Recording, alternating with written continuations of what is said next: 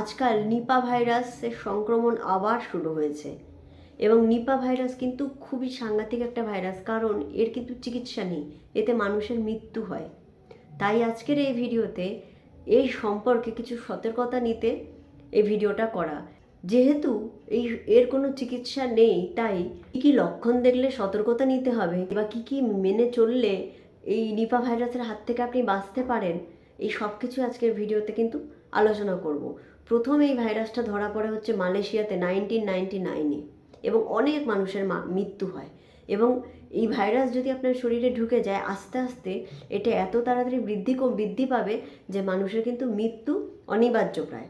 তাই সতর্কতা নিতেই হবে। এটা হচ্ছে একটা জুনোটিক ডিজিজ, অর্থাৎ পশু বা প্রাণীর থেকে মানুষের দেহে ছড়ায়। যেমন শূকর, বাদুড়, এগুলো থেকে মানুষের দেহে আসতে পারে। আর একটা মানুষ যখন আক্রান্ত হয়, সেই মানুষটার থেকেও আর একজন মানুষেরও কিন্তু ছড়িয়ে যাওয়ার সম্ভাবনা 90% থাকে।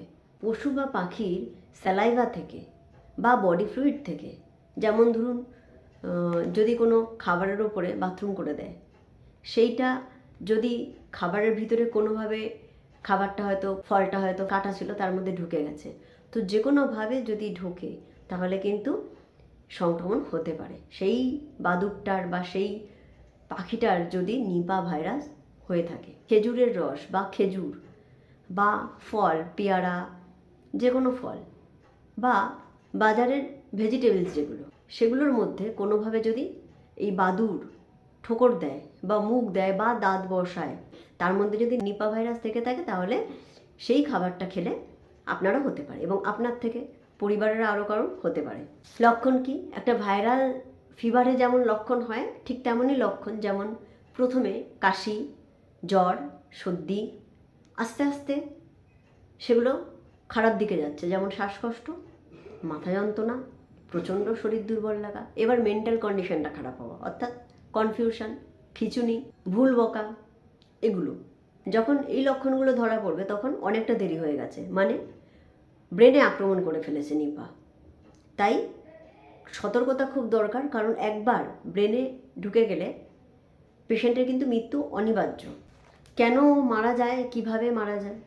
ব্রেনে এনসেফ্যালাইটিস করে, অর্থাৎ ব্রেনে যদি নিপা ভাইরাসটা ঢুকে যায়, তাহলে রক্ত চলাচল ব্রেনের খারাপ হয়ে যায়, বন্ধ হয়ে যেতে পারে। কিছু কিছু আর্টারিতে রক্ত চলাচল বন্ধ হয়ে যায়, সেটাকে ইস্টেমিয়া বলে। এবং এখান থেকে শুরু হয় এনসেফ্যালাইটিস, অর্থাৎ ব্রেন ড্যামেজ। তখনই নিউরোলজিক্যাল ডিফেক্টগুলো হতে থাকে, অর্থাৎ ভুল বকা, মেন্টাল ডিসওরিয়েন্টেশন, কনভালশন অর্থাৎ খিঁচুনি, এগুলো হয় এবং পরে পেশেন্ট মারা যায়।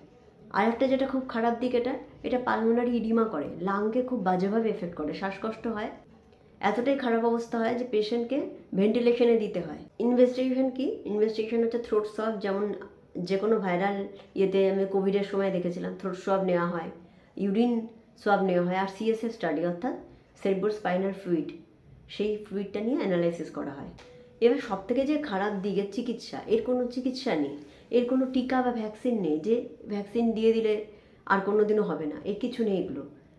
এর সবথেকে বাজে ব্যাপার হচ্ছে, এই রোগটা একবার হলে আস্তে আস্তে আস্তে আস্তে এটা বাড়তে থাকে এবং বাড়তে বাড়তে ব্রেনে অ্যাটাক করে, লাংসে এফেক্ট করে, তখন মানুষ মারা যায়। রিভাভিরিন বলে একটা অ্যান্টিভাইরাল ড্রাগ রয়েছে, যেটা কিছুটা হলেও এই যে ভাইরাসের আক্রমণটা এটা কমায়, ভাইরাসের যে কার্যক্ষমতা সেটাকে কমিয়ে দেয়, কিছুটা হলেও কাজ করে, কিন্তু সেরকম কোনো স্পেসিফিক ওষুধ নেই এর।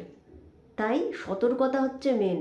এখনকার দিনে কি সতর্কতা নিয়ে চলতে হবে, যার জন্য আপনি নিপা ভাইরাসের হাত থেকে বাঁচতে পারেন? ফল, যে কোনো ভেজিটেবলস যখন বাইরে থেকে ঘরে আনা হবে, সেটাকে গরম জলে 10 মিনিট ফুটিয়ে রাখুন, যে কোনো কিছু, এবং তারপরে সেটা খান। সেটা যে কোনো ফল, যে কোনো শাকসবজি। এবার ফল তো ফুটিয়ে খাওয়া সম্ভব না, ফলকে ভালো করে ধুয়ে তারপরে সেটাকে খেতে হবে। আর একটা জিনিস যেটা অ্যাভয়েড করতে হবে, যে কোনো খাওয়া ফাটা শাকসবজি বা ফল নেব না, পুরো ফ্রেশ ভেজিটেবল, ফ্রেশ ফ্রুট, এগুলো আনতে হবে।